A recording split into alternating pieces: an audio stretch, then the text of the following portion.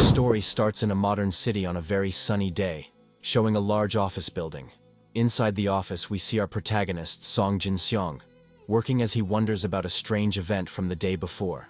Focused on his keyboard, he tries to remember what exactly happened last night. Then, he recalls how a blue screen suddenly appeared in his room and startled him quite a bit. Surprised by the floating shop window, he wonders if he's just seeing things. Taking a closer look, he tries to buy a canned tuna but can't because he doesn't have any coins. Soon after, he finds a hammer for smashing zombie skulls costing 5 coins. This image gives him a vision of several zombies coming toward him, which makes him very worried. Back at the office, he ignores these thoughts, thinking his mind is just tired from exhaustion. Unexpectedly, his furious manager appears. Walking toward him and shouting his name, the boss approaches him and asks if he's daydreaming again. Slamming his hand on the desk, he tells the young man to focus and asks if he took care of last week's work. Jin-Seong knows the problem was with the other company, which didn't prepare the documents correctly. On top of that, he thinks his boss is incompetent and is now putting on a show for everyone to see. Annoyed by the lack of response, the manager glares at him with an angry expression. Then he yells and asks if the employee is going to keep responding to him like that. Suddenly, a female voice calls for the manager, making him change his expression instantly. A beautiful coworker offers him a drink and tells him to cheer up. Instantly, the man's angry face turns into a goofy smile upon seeing the woman. Grabbing her hand, he invites her to dinner after work. Completely forgetting about the argument, the manager keeps hitting on the woman, saying it would be a waste for her to go home looking so pretty. With an awkward smile, she declines the invitation, saying she already has other plans for today. The man accepts and says they can have a drink another time, while the woman politely agrees. As soon as the boss walks away, the woman sighs in relief, glad to be out of the awkward situation. Seeing this, Jin-Seong thanks her for her help, and she turns to him with a slight smile. Looking at the sky, he can only think about how much he'd like to go home right now. Outside, he gets angry at his boss, thinking that if it weren't for his colleague, he'd still be in there. Smoking on the rooftop, he laments not being able to leave the company, as finding a new job would be difficult. Thinking about the help he received, he decides he'll buy the woman a coffee later. Just then, Seon-ah herself appears on the rooftop and finds him there alone. Surprised, he asks what brings her up there since she doesn't even smoke. The woman explains that she came up to escape the annoying manager for a bit. She says a client disappeared and now the boss is taking it out on everyone and still asking her out. Suddenly, she feels a chill and comments that the day is a bit cold, leaving the guy confused. The woman insists it's not normal and shows her goosebumps even though she's wearing long sleeves. He laughs and says she must be sensitive to the cold, but she pulls out her phone to prove her point. Then, she shows him a social media post showing snow in Africa. Jin-Seong is shocked by the news and wonders if it's even real. She agrees it's strange, and at that moment, both of their phones start vibrating with an alert. It was a cold wave. Warning in the middle of summer, and right after, another emergency notification arrives. They read the alert, which warns of a sudden cold wave and a sharp drop in temperature. They both think it must be a mistake, as a cold wave warning in June makes no sense at all. Suddenly, a small snowflake gently falls onto Jin-Seong's outstretched hand. His colleague complains about the cold while he stares at the snow in his hand. Completely shocked, they both look up at the sky and are surprised to realize it's actually snowing in the middle of summer. By nightfall, the once sunny city is now completely covered in snow. Back in the office, the guy drinks something warm and thinks the world has finally gone crazy. Feeling it getting even colder, he decides to pack his things and head home right away. When he gets to the elevator, he sees the panel shows the 6th floor, so he calls it to go down. However, the elevator doesn't move, and he presses the button again, wondering if it's broken. Suddenly, a blast of icy wind hits him, making him hug himself and complain about the cold. With the status window in his head, he decides to take the stairs to leave quickly. As he goes down the steps, he keeps grumbling about the cold and the crazy weather. Nearing his floor, he hears the sound of the elevator doors closing behind him. Turning around, he sees the doors are open and wonders if the elevator wasn't broken after all. The doors keep opening and closing on their own, and he finds the silence of the place strange. Suddenly, all the lights go out, and the hallway is plunged into darkness, making him very nervous. Finding the situation dangerous, he decides to forget his things and just get out of there as fast as possible. Soon after, he hears a weird sound of scraping metal coming from inside the office. It gives him the chills, and he decides he needs to grab his things and run out of that place. He carefully enters the dark office to get his belongings and leave quickly. The guy finds the silence odd, and remembers there were more people there before he went to the rooftop. Arriving at his desk, he finds it all messy and wonders what happened. He notices the place looks like it was abandoned in a hurry and calls out for someone. That strange sound from before and the mess give him a very bad feeling. Determined to leave as quickly as possible, he grabs his backpack to finally go home. At that moment, a scary shadow of a person appears on the wall behind him. Startled by the sudden presence, he quickly turns around to see who is there. Looking toward the meeting room, he feels that there's something inside. Walking toward it, he steps on something on the floor and realizes it's a dirty ID badge. He takes a step back and looks at the identification card on the floor with curiosity. As he picks up the badge, he sees it's covered in a red liquid and belongs to a colleague. Frightened by what he found, he falls backward and wonders what happened there. Desperate, he starts crawling away from the meeting room in great fear. His eyes widen in terror as he stares intently at the room's door. Very cautiously, he peeks through the blinds to try and see what's happening in there. Inside the dark room, he can only see a pair of glowing red eyes shining brightly. The creature inside is crouched on the floor and seems to be feeding on something. Completely terrified by the scene, he can't believe what he's seeing. The creature lifts its head, revealing a mouthful of red liquid and sharp teeth. The guy is shocked to see that the creature is one of his transformed co-workers. Realizing their eyes have met, he panics and starts running away. The monster leaps over the desks and pursues him, violently knocking Jin-Seong to the floor. Fallen and scared, he can't believe he's face to face with a real zombie.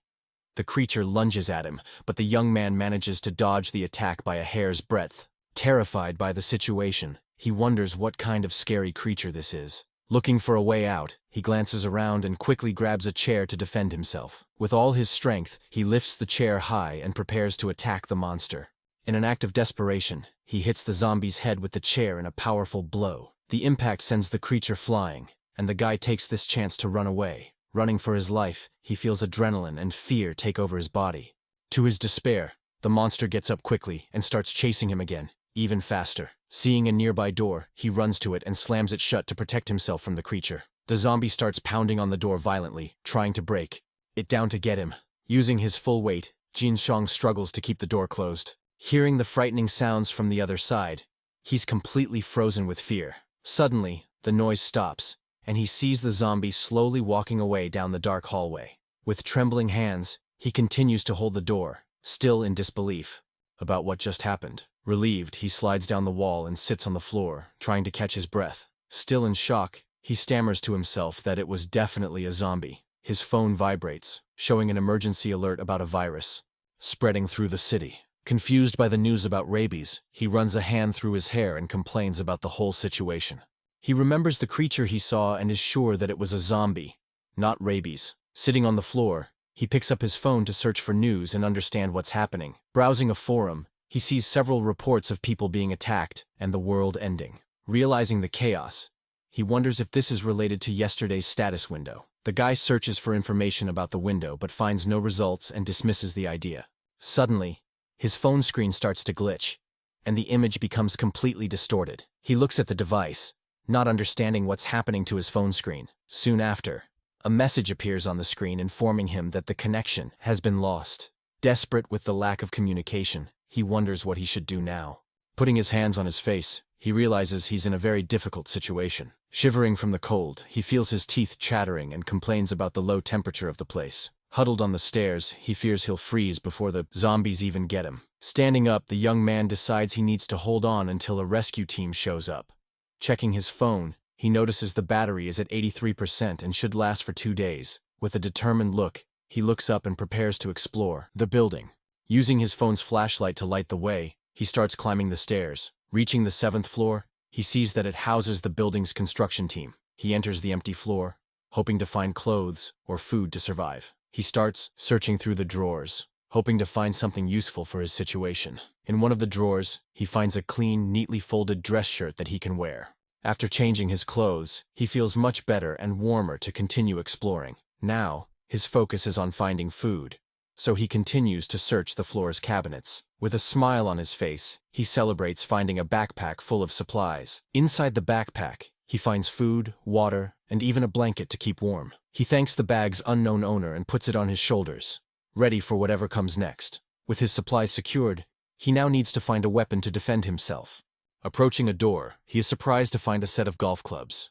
With an ironic smile, he realizes his boss's golf clubs might come in handy. He hangs his bag and the clubs on the staircase and prepares to wait out the night. Wrapped in the blanket, he wonders if the food will last for 3 days and if rescue will arrive. Looking out the window, he sees the snow falling outside and worries about his situation. The streets are in chaos with cars exploding and hordes of zombies everywhere. The blizzard is so strong that he knows it will be difficult for a rescue helicopter to arrive. Worried, he sits on the floor and wonders what he'll do if rescue takes a week. The cold gets worse and worse, and he huddles in the blanket, trying to stay warm. Suddenly, the status window he had seen before reappears in front of him. He remembers that the shop had winter clothes and thinks they would be very useful now. Looking at the items in the shop, he wonders how on earth he can get coins.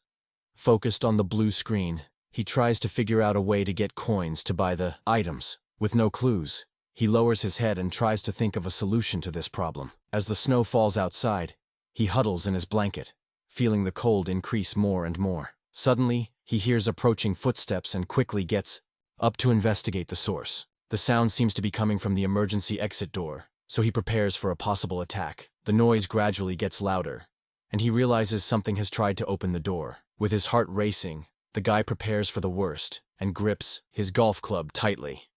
He throws off the blanket and positions himself to attack, thinking it's another monster.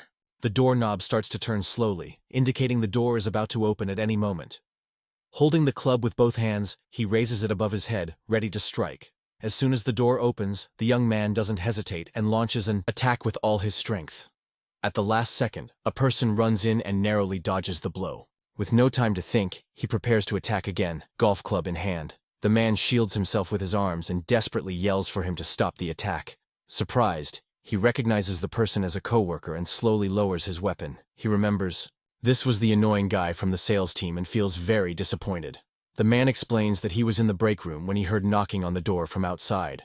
He brags about being smart and locking the door from the inside to protect himself. Jin-Seong says he just opened the door and ran, making his colleague think it was easy. Not caring about the story, the man gets his attention and points to his own hand. The man then asks if he has any food because he's very hungry, and the guy is surprised. Jin-Seong denies having any food, thinking he can't share his emergency supplies. He decides to offer only water, and the person thanks him while watching him strangely. Suddenly, the colleague grabs Jin-Seong's wrist and holds the bottle very tightly. With a desperate look, he asks if the young man is sure there's nothing else to eat. Seeing that strange reaction, the guy realizes something is very wrong with his companion. As he fills the bottle, he thinks about how unsettling the man's behavior. He notices the man is sweating a lot despite the intense cold in the place. Out of nowhere, the man transforms into a monster and lunges to attack Jin-Seong by surprise. The creature grabs him and throws him violently to the ground, putting the guy in a dangerous situation. In a swift move, he manages to hit the zombie's face with the metal bottle he was holding. Seizing the opportunity, he grabs a golf club and prepares to finish the creature off for good. With all his strength, the young man lands a powerful blow on the monster's head, which falls to the ground. Even on the ground and injured, the zombie continues to groan and writhe in a frightening way. Seeing that the creature is still moving, he holds the club firmly for another decisive strike. Determined to survive, Jin-Seong strikes the monster several times without any mercy. The attack is brutal, and he keeps striking until he's sure the threat has been completely neutralized. He doesn't stop attacking the zombie on the floor, making sure it won't get up again. After the final blow, the guy finally stops and observes the result of his terrible actions. Completely exhausted and shocked, he tries to catch his breath after the intense fight. The status window appears in front of him, showing that he earned 1 coin from the fight. Noticing the connection, he opens the shop and sees that he now has 1 coin in his inventory. Looking at the items, he finally understands that he needs to eliminate zombies to earn coins. Annoyed, he realizes he risked his life for just 1 measly coin and becomes frustrated.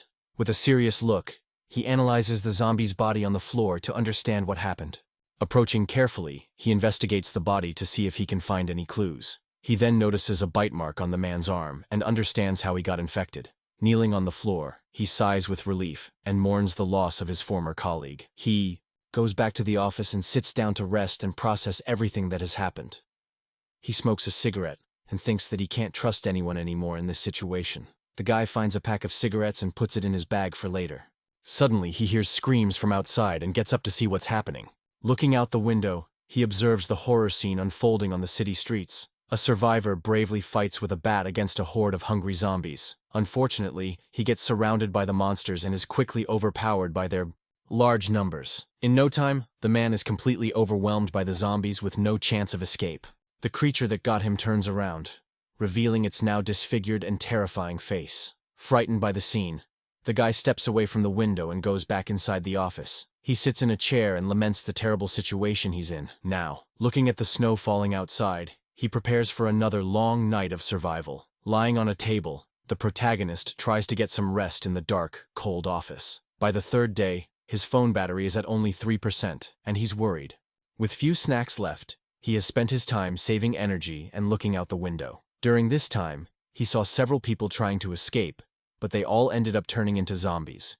Despite everything, he concludes that he needs to make a move and starts packing his gear to leave. Staying put will only bring him closer to the end, so he needs to find other survivors. With his backpack and weapons, he sets out, determined to find someone to team up with and get out of there. His first goal is the 6th floor to check if the entrance is really blocked as they said. Walking down the hall, he suddenly notices something unexpected and stops in surprise. With a glimmer in his eyes, he sees a light and is filled with hope as he realizes what it means. Excited by the discovery, he starts running through the office toward the light he saw in the distance. Reaching the window, he looks outside, but his joyful expression soon vanishes from his face. The landscape outside remains the same, with all the city buildings covered in a lot of snow. His eyes reflect the desolate city as he thinks about what to do next to live. He's disappointed to see it still dark outside, and his hopes diminish a little. However, the lights came on, so he concludes that someone must have turned on the emergency generator. This confirms his suspicions, and now he's sure there's another survivor in the building. Knowing the lights could go out at any moment, he needs to act very quickly. He needs to find the other survivor before the power runs out and everything goes dark again. The guy figures the person is on the 1st floor and starts heading down the stairs carefully. To avoid making noise, he takes off his shoes and carefully ties them around his neck. He descends the stairs silently, thinking this is better than attracting hungry zombies. Arriving on the 6th floor, he approaches the door to check the situation. On the other side, very cautiously, he peeks through the crack in the door to take a quick look down the hallway. He sees the entrance is blocked by heavy equipment, exactly as he had imagined. Excited by this discovery, he believes there might be more survivors than he thought. The emergency exit sign shows the way to the 2nd and 1st floors of the building. He approaches the lobby door and imagines there must be a lot of zombies nearby. Taking a deep breath, he slowly turns the doorknob and prepares for what he'll find. Peeking through the gap in the door, he hopes not to find any creatures on the other side.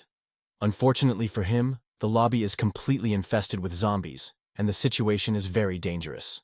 The creatures are everywhere, and he realizes that getting out of the building will be an impossible task. Surprised by the number, he sees an entire horde of zombies wandering around the 1st floor. Relieved, he closes the door and realizes the zombies from outside haven't managed to get in yet. He hears the creatures banging on the glass door and fears it could break at any moment. With no time to waste, he runs down the hall to find the other survivor as fast as he can. Reaching the management office, he finds the door open and enters cautiously. Inside, he finds a frozen man and recognizes him as the building's security guard. The guy remembers how the guard would take off his clothes due to severe hypothermia. With respect, he closes the deceased's eyes and says goodbye to the man he saw every morning. With his golf club in hand, he bids farewell to the security guard and wishes him to rest in peace. With no time to lose, he returns to the hallway and continues his search for the other survivor. The only place left is the security room, so he's sure someone is in there. He approaches the door and imagines there might be traps to protect against intruders. With a determined look, he realizes he needs to show that he's not a zombie or a threat. Outside, a zombie convulses bizarrely while making scary sounds in the hallway. Another monster approaches and starts screaming loudly, attracting the attention of other creatures. Knowing they have good hearing, he knocks on the door to get the attention of whoever is inside. With his breath held, he prepares to open the door very carefully and attentively. As the door creaks open, he's surprised by a quick and unexpected attack from inside the room. An improvised spear comes toward him, but he manages to block the blow with his golf club. Surprised by the attack, he recognizes the sound of the spear and understands what's happening. The other survivor also seems shocked to see that he attacked a human and not a monster. In the distance, a zombie hears the noise of the fight and starts moving toward the security room. The man backs away from the door and prepares to attack again if he needs to defend himself. In a swift move, Jin-Seong manages to disarm the guy and pin him to the floor. He disarms the guy and throws him down to show he's not a threat. Taking advantage of the distraction, Jin-Seong manages to push the other guy into the room and closes the door. He quickly locks the door to ensure the zombies can't get inside. Now safe, the two survivors face each other, ready to find out who the other is. The man asks if he's human, and Jin-Seong confirms it, as they both eye each other suspiciously. Jin-Seong explains he came because of the generator, and the other immediately understands the situation. To identify himself, he shows his ID badge and introduces himself as the assistant manager of the sales team. The man introduces himself too, but Jin-Seong worries about the possibility of him being infected. He analyzes the guy and notices he isn't sweating and seems to feel the cold just like him. The two continue to stare at each other, and Jin-Seong tries to think of a plan for the situation. The other man notices the backpack on the young man's back and stares at him with a curious and attentive gaze. With the improvised weapon in hand, he remains on the defensive, ready for any move. Jin-Seong notices the other isn't hungry and concludes that he is not infected. He tries to get closer, but the man backs away, making him even more suspicious. With his actions, Jin-Seong realizes he's made the man tense and now needs to find a way to break the ice. With an idea in mind, he drops his golf club and takes the pack of cigarettes from his bag. The other man watches his movements carefully and remains on guard, not letting his defenses down.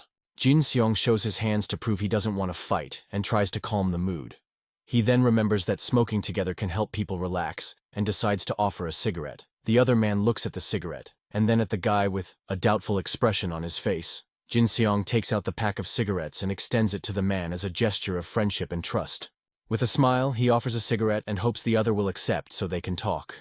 The man accepts the cigarette and looks at him with a serious but now slightly more relaxed expression. Still holding his weapon, he seems calmer, and the two can finally understand each other. The man thinks for a moment and decides to accept our confident Jin-Seong's offer. He takes the cigarette and asks for one to smoke while putting his improvised weapon on the floor. Jin-Seong puts out the cigarette on the table, and the two finally start to relax a bit. The other guy says he feels alive again, and Jin-Seong agrees with a smile. Suddenly the man's stomach growls, and he gets embarrassed by the unusual situation. He explains he only ate half a chocolate bar, and Jin-Seong decides to help him with that. Jin-Seong figures he must have gotten the food from the break room on this floor. The man opens his backpack and shows some instant noodles, breaking them in half. He offers half to Jin-Seong and advises him to chew it well so he doesn't get sick. The two eat together, and Jin-Seong asks if he cleared out the entire second floor. The guy confirms it and says he no longer needs to worry about storing food in the fridge. With his mouth full of noodles, Jin-Seong continues the conversation with his new companion. Now calmer, they sit down to talk and better understand each other's situation. Jin-Seong asks how the situation is on the second floor, and the man says it's not good. He says he was trapped in the break room with a colleague, and they shared the food. But his colleague insisted on leaving while he thought it was better to wait for rescue to arrive. In the end, the colleague left and got infected as soon as he opened the break room door. Jin-Seong comments that there seemed to be a lot of zombies, and the man confirms he saw 4 of them. He only left because his battery was dying and he needed to find a way out soon. The man explains that he distracted the zombies and crawled out to escape. Jin-Seong praises the man for escaping from 4 zombies, and he appreciates the compliment. He then asks if the other guy was the one who turned on the generator, and the guy confirms it. Seeing a power strip, he understands the power was turned on to charge something. The man with glasses asks if the phone is still useful, and Jin-Seong looks at him confused. The other is surprised and asks if he survived all this time without using the internet. Jin-Seong says there's no signal, but the man reveals that satellite internet is working. Shocked by the news, he remembers the company SpaceLink and confirms he knows it well. The man explains that there are still servers running in some online communities. He offers to charge Jin-Seong's phone and invites him to sit down. The phone starts charging, and Jin-Seong is finally able to connect with the world. He sees posts from other survivors and realizes the internet is indeed working. Grateful, he turns to the man and thanks him for all the help he has offered. The two remain silent for a while and observe their surroundings with great attention and calm. Suddenly, the light starts to flicker, and they look up, worried about the situation. The man with glasses warns that the emergency generator is about to run out of power. He then asks what Jin-Seong plans to do next and looks at him seriously. The guy says he's going to stay there, and Jin-Seong realizes he wants him to leave. He understands he's a burden to the other, who just wants to protect himself and save food. Jin-Seong agrees that they aren't ideal partners at the moment. With a determined look, the two face each other and decide it's best for each to go their own way. Jin-Seong decides to leave because he knows he would be an obstacle for the other survivor. The man with glasses understands the decision and agrees to the two survivors separating. Before leaving, the man takes something from his backpack and turns to Jin-Seong. He offers a flashlight and a portable charger as a farewell gift to the guy. Surprised and grateful, Jin-Seong accepts the items, knowing they will be very useful. In return, he offers a lighter, and the man thanks him for the unexpected gift. The two say their goodbyes, and Jin-Seong prepares to go on his way alone. With a smile, he turns and waves goodbye to the other survivor with a friendly gesture. The man wishes him good luck, and the two part ways, hoping to meet again. Jin-Seong says goodbye and hopes they see each other again alive and well in the future. He hurries to leave before the power goes out and everything in the building goes dark again. Looking at the lobby door, he sees the zombies are still trying to get into the place. With his golf club in hand, he prepares to explore the rest of the building alone. He goes down the stairs and decides to head to the basement to get the company car and escape.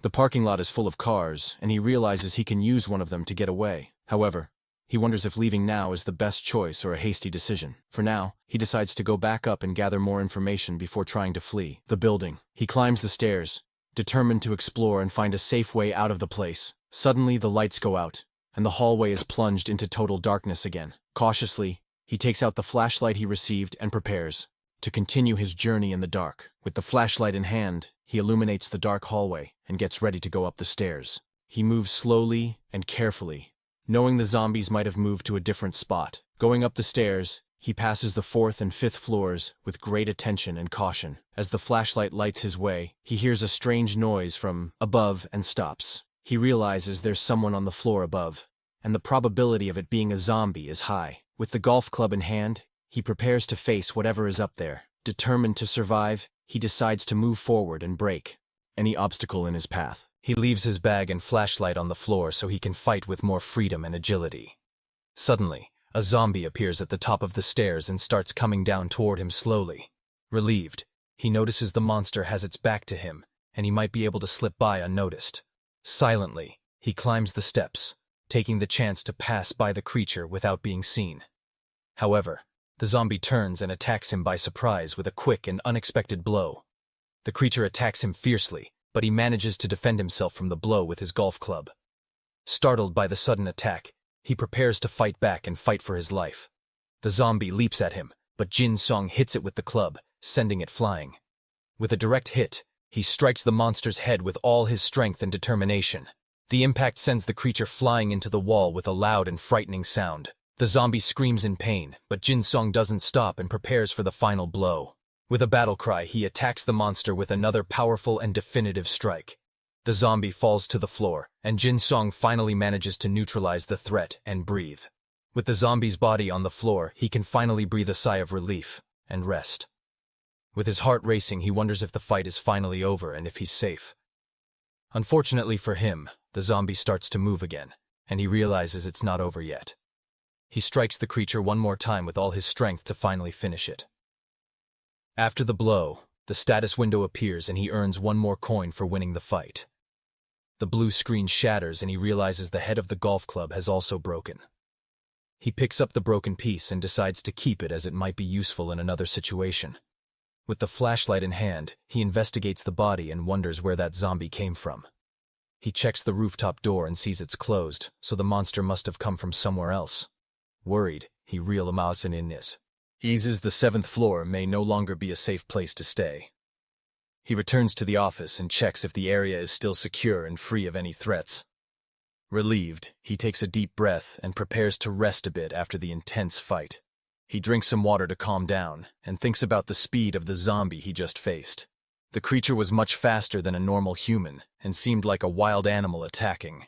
He realizes that if there had been 2 zombies, he would have perished, and he needs to find allies soon. He grabs his phone and decides to check the internet for more information about the zombies. In the survivors gallery, he sees hundreds of posts from people all over the country. He reads accounts of the temperature dropping and the difficulty of finding safe drinking water.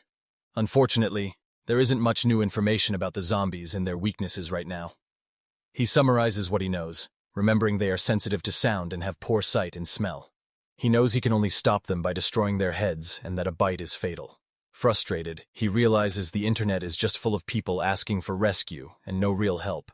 This leads him to a terrible conclusion, and he realizes the government has collapsed. Devastated, he understands that no one is coming to save him, and that he's on his own now. Suddenly, he sneezes and feels his body shivering with cold and weakness in the office. On the 5th day of survival, he realizes he's about to catch a cold. He knows that getting sick now means the end, and he needs to find a solution quickly. To warm up, he starts doing exercises and generating heat with his own body. His stomach rumbles with hunger, and he decides to eat a chocolate bar to replenish his energy. He eats the entire bar because he knows he needs calories to survive the cold. After eating, he prepares to go out in search of more food and essential supplies. He decides to leave his shoes behind to make less noise and not attract zombies. He remembers there's still food in the development team's break room. The problem is that the zombie colleague has the backpack and there are more monsters around. He hides and observes the dark office infested with hungry zombies. He notices the zombie colleague is still wandering around the office with the backpack on. Jin-Seong knows the only way is to eliminate the zombies one by one and get the backpack. He watches the monsters moving and plans a strategy to attack without being noticed. The first zombie is near the door, and he prepares to attack the monster by surprise. He approaches carefully and gets ready for the first confrontation in the dark office. He counts the zombies and realizes there's one more somewhere in the office. Confused, he wonders where the last zombie is and if it hasn't transformed. He needs tools to fight, but knows there's an unknown zombie nearby. With the flashlight, he peeks through the door's window and sees the break room is empty. He enters carefully, prepared for any surprise attack from a monster. The room is dark, and he uses the flashlight to search for supplies and tools. With a smile, he sees the supplies are still there, and he can take what he needs. Suddenly, he hears approaching footsteps and quickly hides so he won't be seen. With a determined look, he prepares to put his plan into action and lure the zombies.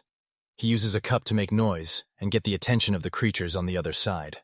The cup falls to the floor, and the sound attracts a zombie that approaches to investigate the source. The creature gets closer, and Jin-Seong prepares to attack the monster by surprise. The zombie enters the room, and Jin-Seong attacks it with a quick and precise blow. He strikes the monster's head hard and neutralizes it before it can react. With a smile, he celebrates his victory and prepares for the next step of his plan. Suddenly, he hears more zombies approaching and sees them trying to break down the door. The creatures pound on the door violently, and Jin-Seong needs to act fast to escape. He looks in the mirror and sees the reflection of the zombies trying to get into the break room. He locks the door and celebrates that his plan worked exactly as he imagined. With the zombies trapped, he can finally grab the backpack with the food and supplies. With the flashlight in his mouth, he celebrates his victory and prepares for the next zombie.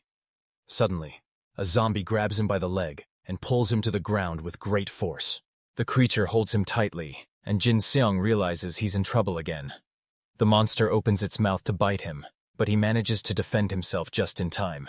He shoves the flashlight into the zombie's mouth to stop it from biting his arm. With the flashlight holding the monster's mouth open, he buys some time to think of a plan.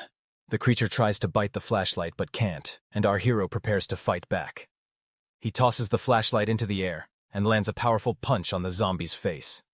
The blow sends the creature flying, and he gets ready for the next attack. With the golf club in hand, he finishes off the zombie with a strong and precise strike. His eyes gleam with determination as he prepares to face the other monsters. He doesn't stop and continues to fight fiercely to survive in the dark office. After the fight, he rests and tries to recover from the intense and tiring confrontation. Exhausted, he runs a hand through his hair and realizes there are still more zombies to face. He looks in the mirror and sees the bloody handprints of the zombies on the other side. With 2 more zombies to face, he prepares for the next round of the fight. He picks up his flashlight and gets ready to finish off the monsters once and for all. With the flashlight in his mouth, he needs to end the fight before more zombies show up. He lures the last 2 zombies into the room and prepares for the final showdown. The 2 monsters enter the room, and he gets ready to fight both of them at the same time. He throws the broken piece of the golf club, and one of the zombies gets distracted by the object. The other monster attacks him, but he manages to dodge and prepare for a counterattack. He uses the flashlight to blind the zombie and buy time to attack the other monster. With the zombie blinded, he prepares to attack the colleague with the backpack of supplies. The creature recovers and attacks him, but he manages to dodge and grab the object on the floor. With the piece of the club in his hand, he attacks the zombie with a swift and precise blow. He finishes off the creature and prepares to face the last zombie in the office. The last monster attacks him, but he manages to defend himself and strikes it with the broken club.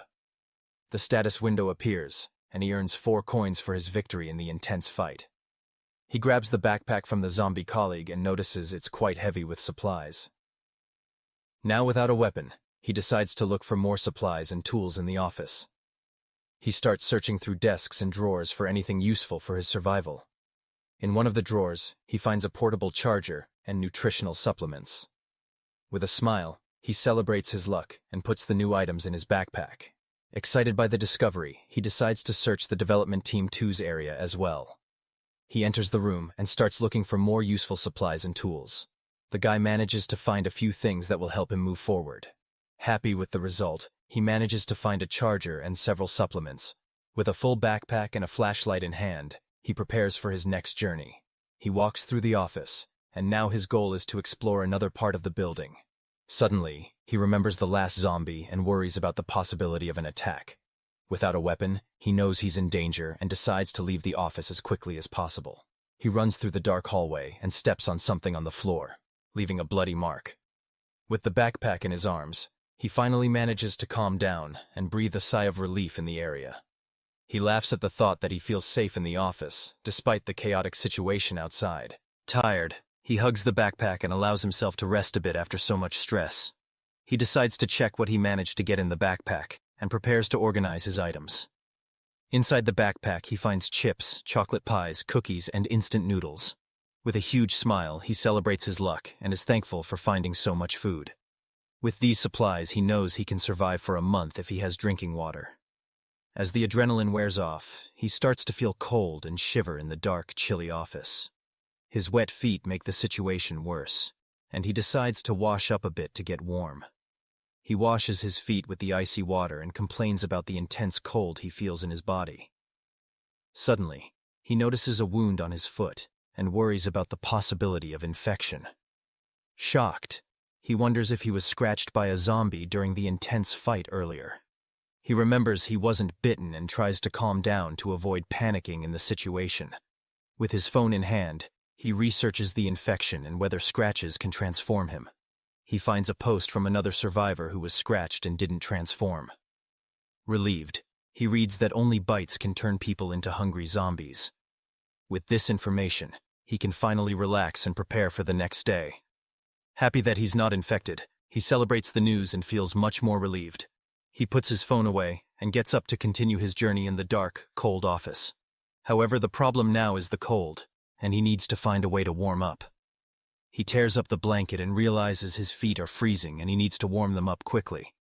With the status window in front of him, he opens the shop to see if there's anything useful for him.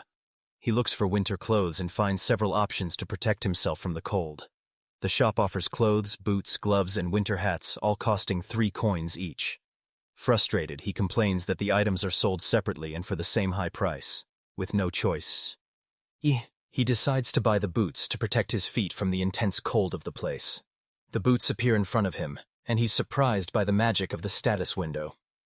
He picks up the boots and tries them on, curious to see if they will fit his feet. The boots fit perfectly, and he realizes the items are customized for him. However, he knows the boots alone won't fix the cold, and he needs something more. He looks for more options in the shop but can't find anything that can help him in this situation.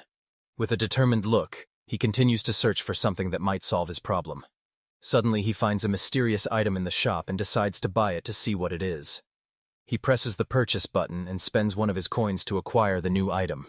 A pair of sweatpants appears in front of him, and he's confused by the unexpected purchase. However, he uses a heat patch from the pants and feels a little more alive and warm. With his feet warm and a bit more comfort, he prepares for the next challenge. He complains about the price but knows the heat patch is essential for his survival. With the patch on his feet, he feels immediate relief and manages to warm up a bit. With a smile, he feels alive again and ready to face whatever comes next. Sitting by the window, he watches the snow fall and prepares for another day of struggle. On the 7th day, he goes to the sink and realizes the water has been cut off in the building.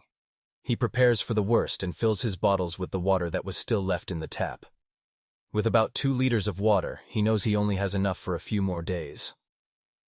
Lying on the floor, he despairs, realizing the water ran out just when he was feeling better.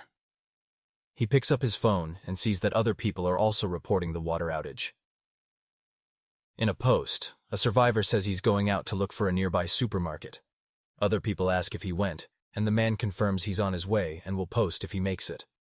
He sees the post and notices that the number of new publications is decreasing every day. With a sad look, he concludes that most of the survivors probably haven't made it. Looking out the window, he can barely see any signs of life and feels more and more alone. He tries to stay optimistic and believes there are still other survivors out there. On the 8th day, he checks the post from the man who went out and sees there's no reply.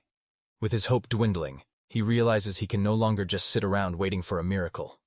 He looks out at the snow-covered city and knows he needs to act if he wants to survive. With a determined look, he gets up and prepares to go out in search of a way forward. With limited food and water, he knows he can't wait any longer and needs to risk it all. He knows that going out alone is a death sentence and needs to find an ally to survive. The problem is he needs a weapon to move around and look for other survivors. He only has a golf club, which isn't very durable and breaks easily against the zombies. The shop offers a hammer for taking down zombies, but it costs a pricey 5 coins. With 5 coins, he could buy winter clothes and a heat patch to keep warm. He decides to explore the other floors for supplies and weapons before spending his coins. On the 4th floor, he enters an office and braces himself for what he might find inside. He's confused to see the empty office and wonders what happened to the people there. With his flashlight, he illuminates the area and realizes there's no one there, and everything is silent. He notices blood stains on the desks and keyboards and starts to get suspicious. Besides the stains, he smells a strange odor in the air and realizes it's the smell of zombies. He doesn't understand where the bodies are or what happened in the abandoned office. He tries to open a door, but it's locked from the inside and he can't get in. Surprised, he wonders if someone is hiding in there but doesn't hear any noise. Suspicious, he prepares to break down the door and find out what's on the other side. With his golf club, he strikes the door's knob hard and manages to break the lock. He announces that he's coming in and prepares to face whatever is inside. With a strong kick, he opens the door and enters the dark room with his club in hand. The door opens, and he finally gets into the room to investigate the mystery. He sees several cabinets and drawers and gets ready to search for supplies and clues. Shocked, he turns around and sees a pile of zombie bodies in the corner of the dark room. He counts at least 10 bodies and wonders who was able to eliminate so many monsters. With a curious look, he wonders if there was someone that's strong in his company. He realizes the place has been searched and that there's nothing useful left for him. Frustrated, he realizes that someone has already cleared the floor and taken all the supplies. He wonders who was so thorough as to take everything from the abandoned office. He finds a mug and notices there's a note left by the other survivor. The note explains that the survivor cleared the floor and piled the bodies in the room. He reads that the other survivor left his shirt and warns him to avoid the 5th floor. The note reveals that the man is heading to the west coast to stay safe from the zombies. He regrets having missed the chance to find an ally by just 1 day. The survivor identifies himself as a colleague from the accounting team and a former Special Forces member. On the back of the note, he finds a PS that mentions a gift left in the drawer. Excited, he opens the drawer and finds 2 coffee packets as a farewell gift. With an ironic smile, he realizes the gift isn't that useful, but appreciates the gesture. On the 10th day, he eats a chocolate bar and reads the note from the other survivor. He remembers the warning to avoid the 5th floor and becomes curious about what's there. He goes up the stairs and decides he needs to find out what's happening on that floor. He approaches the door and prepares for the worst he might find on the other side. The tension rises, and he gets ready for another confrontation in the zombie-infested building. He wonders why the 5th floor is dangerous, since it's the president's office. He throws the paper away and decides to trust the other survivor's warning for now. He hasn't seen any signs of life since the day before, and feels increasingly alone. As time goes on, the chances of finding an ally decrease, and he needs to act fast. He doesn't want to miss another chance, and decides to look for survivors on the other floors. Looking at the blinds, he wonders, here's how many floors he'll have to check to find someone. Suddenly, a light flashes in the building across the street, and he realizes it might be a signal. He runs to the window and sees someone in the other building sending him a light signal. With a hopeful smile, he realizes he has finally found another survivor. He sees the person in the other building but can't understand what they're trying to say. Confused, he tries to communicate with the other survivor, but the distance is a problem. He uses his phone to try and read the message the person is trying to send him. With the camera zoom, he's able to read the note and understands the message from the other side. The note says there are people on the 6th and 7th floors and invites him to join them. Excited, he celebrates finding more survivors and gets ready to head over there. With his golf club in hand, he prepares for another journey through the infested building. He goes to the president's office and wonders what he might find inside. He enters the room and is met with an unexpected and very surprising scene. Instead of zombies, he finds a private gym belonging to the company's president. Shocked, he realizes the president had his own private gym in the office. He sees that the entrance isn't blocked and wonders if a survivor cleared the path. He approaches carefully and identifies himself as an employee from the building's 7th floor. Suddenly, he trips on something and falls to the ground, knocking several objects off a table. He notices the door was broken down and that something strange is going on in there. He senses a presence behind him and turns to see a frightening shadow approaching. A zombie attacks him from behind, but he manages to defend himself with the golf club just in time. The creature knocks him to the ground, and he struggles to get rid of the monster with all his might. He manages to push the zombie away, but the monster comes back at him ferociously. He kicks the zombie hard, sending it to the other side of the room to buy some time. With the monster down, he prepares to finish the creature off with his golf club. With the zombie on the floor, he prepares for one more strike to end the threat. He attacks the zombie with all his strength and finally manages to neutralize the scary creature. Exhausted, he cries with relief and recovers from the intense and dangerous confrontation. He gets up and looks for supplies in the room but doesn't find anything useful. A status window appears and he gains one less coin, leaving him confused by the situation. He wonders if the survivor from the other building was lying about the allies. Suddenly, he hears a noise coming from a locker and approaches to investigate. Relieved, he realizes the man didn't lie, and that there really is a survivor here. He prepares to open the locker and find the other survivor in the building. Hopeful, he gets ready to meet his new ally and fight for survival. He knocks on the door and says he doesn't want to hurt anyone and just wants to talk. He asks the person to identify themselves and says he came to join the others. Jin-Seong introduces himself and says he's also an employee of the company from the sales team. With no response, he prepares to break down the door and enter the room by force. A voice asks if he's Assistant Manager Seong, and he's surprised by the question. The door opens, and he sees his co-worker, Seona, standing there in front of him. Shocked, he realizes she's been here the whole time, hidden and safe from the zombies. The two sit down to talk, and he understands that she was there from the beginning. She tells him that last night, someone knocked on the door urgently asking for help. With a bad feeling, she refused to open it, but the man broke the door down. She hid in the break room, and the man turned into a zombie shortly after. Scared, she heard him groaning and dragging himself down the dark office hallway. Jin-Seong realizes that the zombie he eliminated was the man who attacked her. She asks if he has a weapon, and he points to the wooden spear in the corner. He notices the weapon is similar to the one the other survivor used and gets curious. The young woman explains that she sharpened a mop handle with a utility knife and that it's quite useful. He sees blood on the tip of the spear and realizes she's faced zombies before. However, he knows she could be a risk and a liability in a world like this. He prepares to leave, but she calls out to him and grabs his golf club to help. She says he's going to need a weapon and joins him in the fight for survival. She holds his arm and begs him not to leave her alone in the building. He apologizes but knows he can't risk his life for her at that moment. With tears in her eyes, she says she won't be able to survive on her own and asks for his help.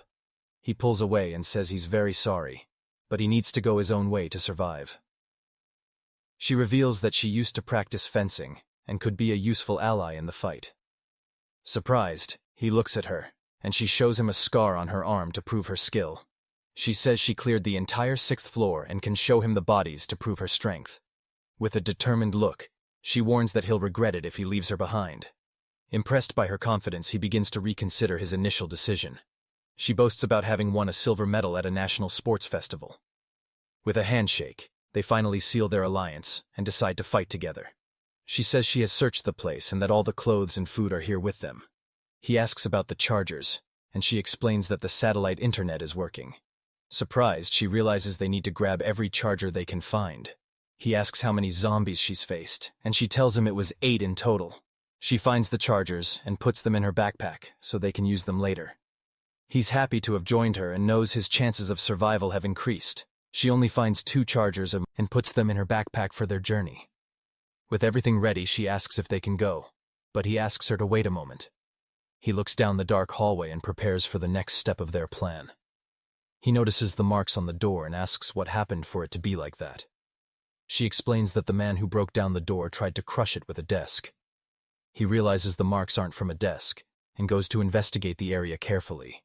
On the desk, he finds a caliper and is surprised by the unexpected discovery. With a smile, he picks up the tool and gets excited about finding a new weapon to fight with. He knows the metal tool is very sturdy and won't break easily. The young woman regrets that the weapon is short, but he doesn't mind that detail. With a smile, she says she has an idea to improve the new weapon they found. She takes the tool and starts working on her idea with great creativity, using some tape to attach the caliper to a long mop handle. When she shows him the new weapon, he is impressed with his ally's creativity. It can be used as both a spear and a grabber to pick things up.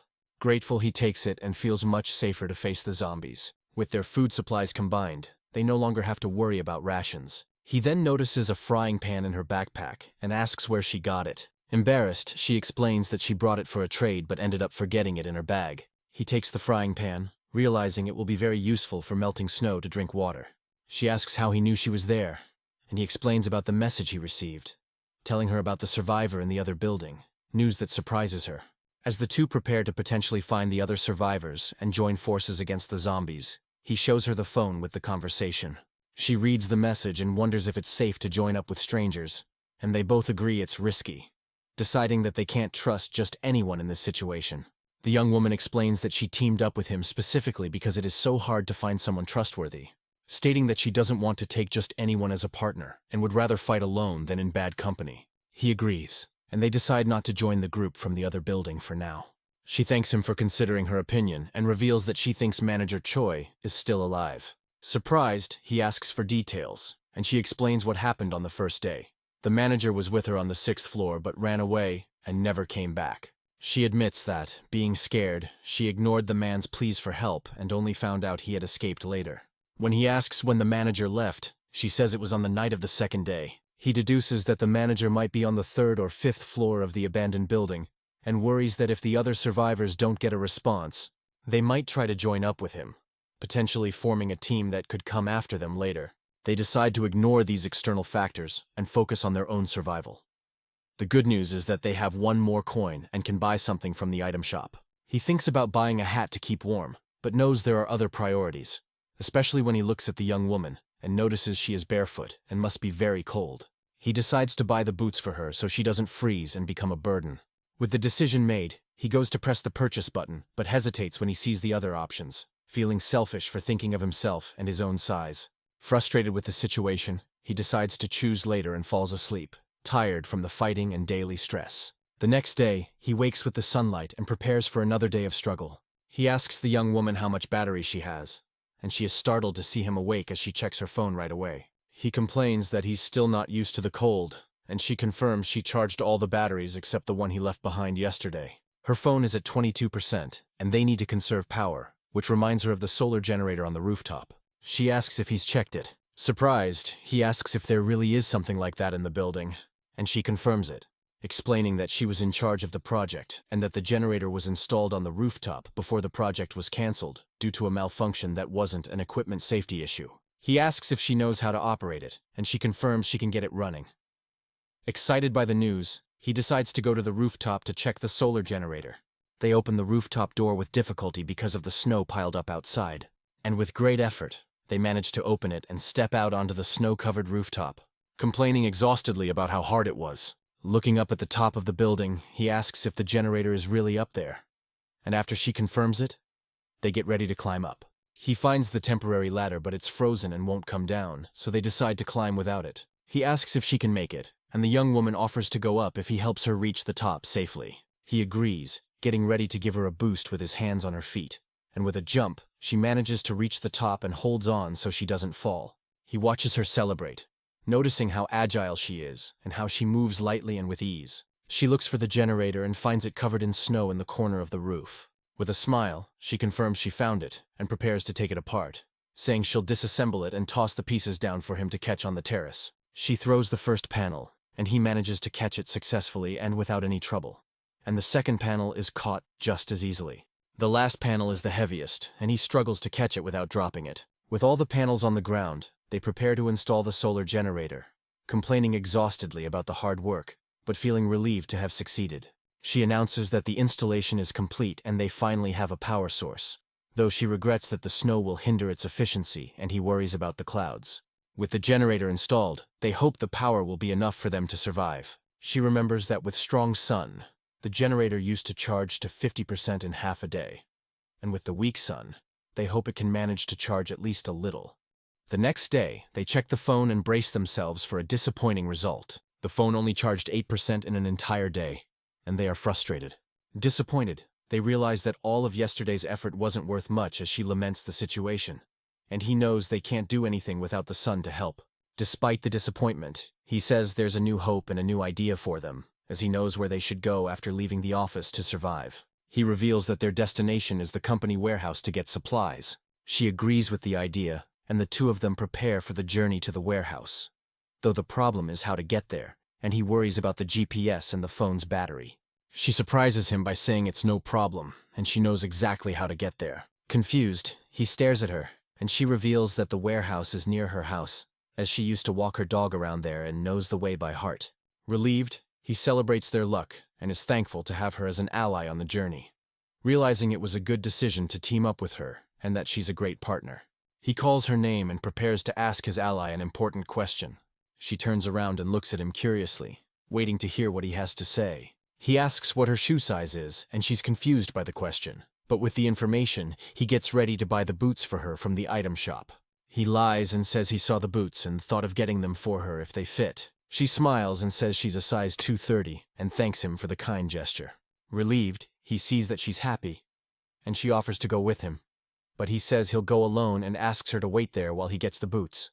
She tries on the boots, and they fit her feet perfectly, like a glove, when suddenly the status window appears and informs him that a party has been formed between them. He discovers that any coin she earns will automatically become his, and now he realizes that having more members in the party is a huge advantage for survival. The young woman thanks him for the boots, and he concludes that he can increase the number of members. She asks about the status window, and he wonders if there are other functions until she calls his name, and he realizes he got distracted by the new system discovery. She worries about him, and he says he's just a little dizzy from not eating well, noticing she can't see the window and concluding that only he can see the system. So the two decide to eat something to feel better and plan their next move.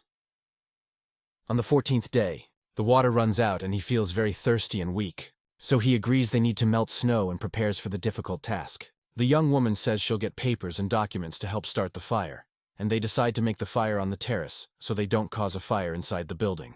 On the terrace, he worries that the smoke might attract looters hiding nearby, knowing that looters are dangerous and travel in groups committing crimes. He lights the fire with the lighter and gets ready to melt the snow and drink water. The fire catches, and they watch the flames with hope and relief in their eyes as they warm themselves by the fire and feel the pleasant heat on their frozen bodies. The young woman feels alive again with the warmth of the fire and smiles, and relieved by the sensation, she places the frying pan on the fire and starts melting the snow so they can drink water. The snow melts and they finally have drinking water to quench their thirst and survive. They drink the warm water and feel refreshed and more energetic to keep going. He gets emotional drinking warm water for the first time in a long while and gives thanks while the young woman cries with joy and feels grateful to have found a little bit of comfort.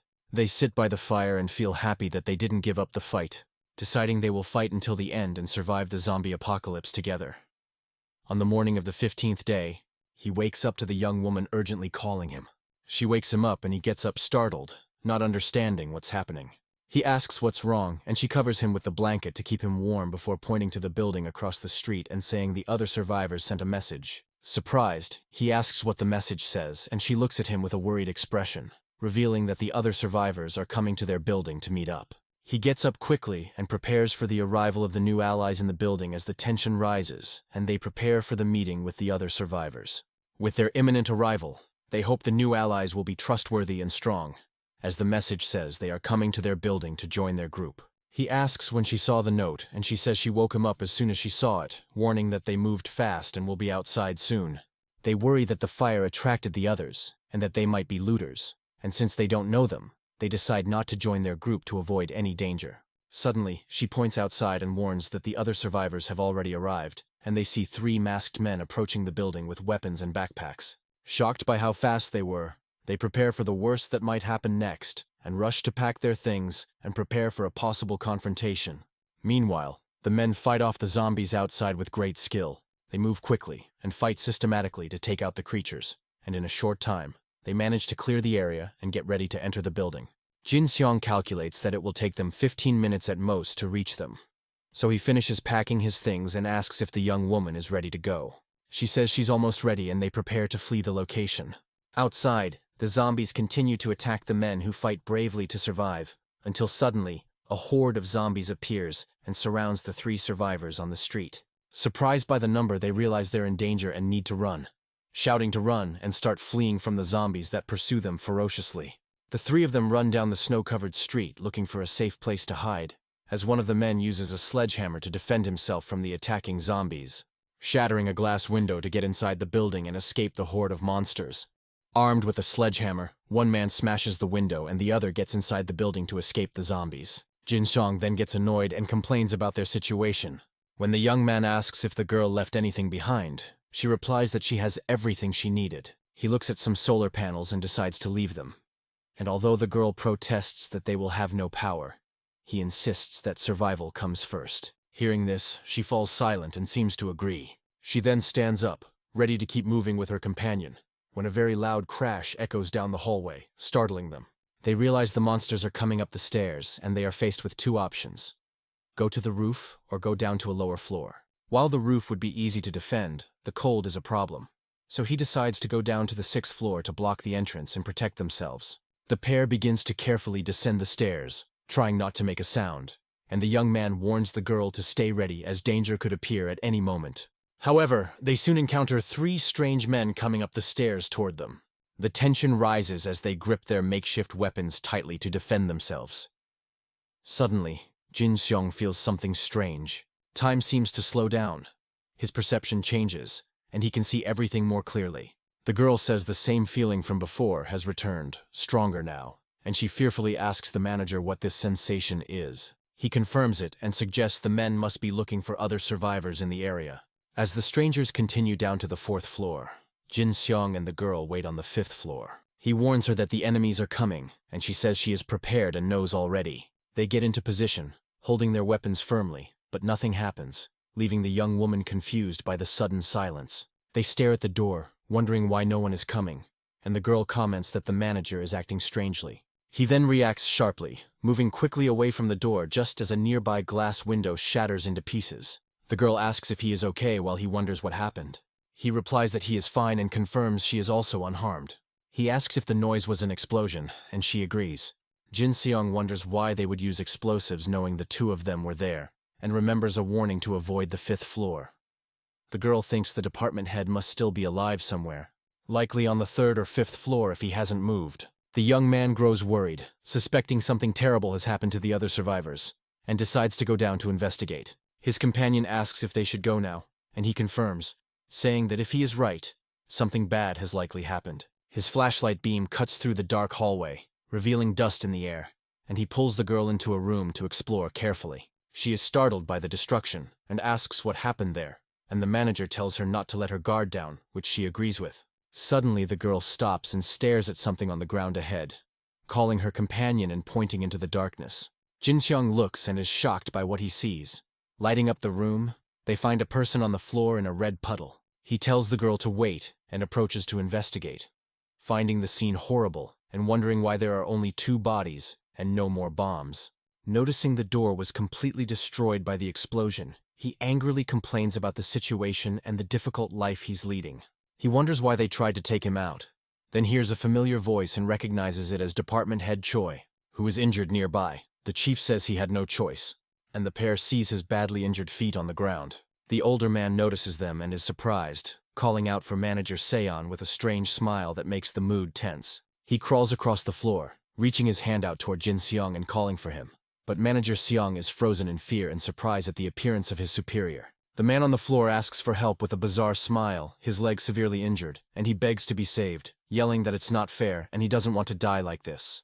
Jin-Seong just watches with a dark expression, saying nothing. The girl approaches and asks if Department Head Choi is still alive, and the older man looks at her with surprise before introducing himself and crawling toward them, pleading for help. The young man says he is sorry, but they have no medicine and are not doctors. Desperate, the man shouts that he wants to live and proposes a crazy idea: to turn into a zombie so he won't die, asking them to bring one to him or take him to the first floor to be caught. The manager apologizes and says he can't do that, pushing the man's hand away with a firm gesture. Furious, the chief yells, asking why they won't help him after he stopped the robbers, accusing them of having an affair and wanting to run away together. He then threatens to take everyone with him, revealing he still has one bomb left, and reaches out to grab something, but the manager yells at him in anger. The girl then realizes the other men were indeed looters and not friends. After the young man confirms there was nothing in their bags, and the girl laments her broken shield, she crouches down to check her equipment, and he agrees with her earlier statement. Jin-Seong looks tense, glancing to the side and sweating a little after the decision. From her position on the floor, the girl looks up at the young man standing near her in the hallway. He states that the chief would have passed away anyway, a statement that confuses the girl. He explains that the man would have succumbed to blood loss and that their action merely lessened his suffering, telling her not to feel guilty, though she continues to stare at him with a sad look. When she asks about him turning into a zombie, he insists the end result would have been the same. With wide eyes, she seems to understand the logic behind his action and agrees, accepting the harsh reality of the situation. Through the broken window, the snow-covered city and clear daytime sky are visible outside, until the girl suddenly points and calls for the assistant manager. Approaching the window, the young man is shocked to see a huge horde of zombies gathered on the street below them. On an online forum, people are commenting about the explosion and the large number of monsters. And reading the messages, Jin-Seong states that they weren't the ones who spread the news. Now that the location is a topic online, more looters and zombies are likely to show up. He concludes that most monsters from the day before are still around, meaning the lobby must be packed with no room to walk properly, so they need to leave by the next day before the emergency exit is taken over. He suggests they check the situation on the first floor, and the girl, wearing a headlamp, leads the way down the dark stairs. She suddenly stops, asking him to wait, and if he hears a noise, a loud banging sound echoes, and the young man says it seems to be coming from above. The two fall silent, looking at each other worriedly. Peeking through a crack, he sees a frightening, blood-covered figure walking around, and the young woman is so terrified she covers her mouth to keep from screaming. She wonders how it's possible, suggesting it could be a zombified Manager Choi, but quickly dismisses the idea as he should be gone. The young man supposes one of the looters was caught and came up the stairs, but finds it unlikely, as the man would have transformed already. He thinks a survivor from the third floor came up. A monster climbed the stairs, or the creature got in through the broken window on the fifth floor. Seeing a zombie crawling through the window, they decide to go with the first theory for now. They decide to go back to the first floor, where they see a horde of monsters. He knew it would be bad, but didn't imagine it would be this bad, and declares the floor lost. The girl worries about the security room and what might have happened there, thinking Assistant Manager Choi would have heard everything up close. Jin-Seong's hand trembles slightly as he considers the danger, telling his companion that leaving through the front door would be a terrible idea.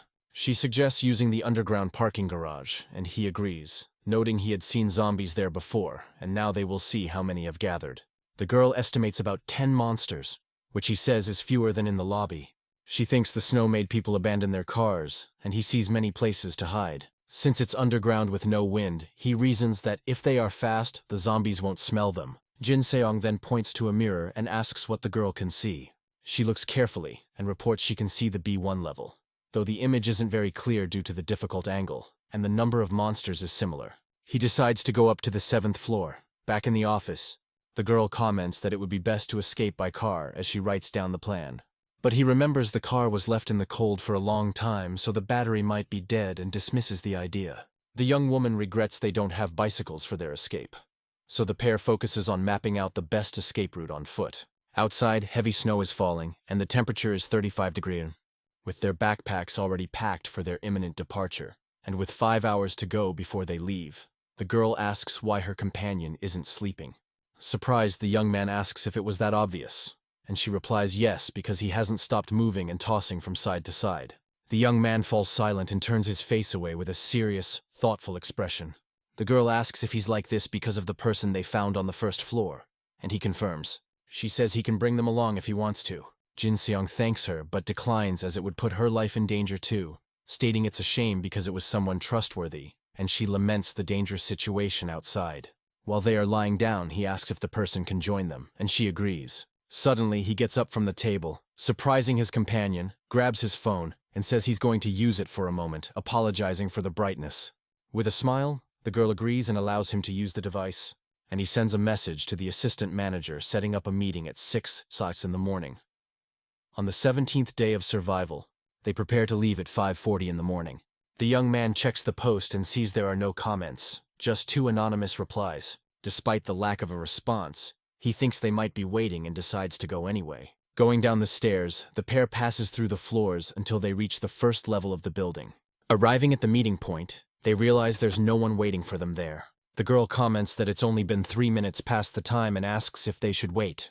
Outside, the snow continues to fall heavily, and time passes slowly for the pair until the phone's clock shows 6:05 in the morning, and no one has shown up yet.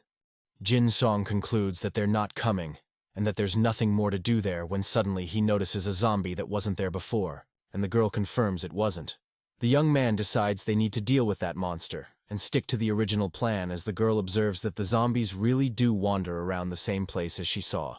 The young man notices that some monsters just stand still before they start to move, and crouching behind a car, he prepares to move forward as a zombie approaches.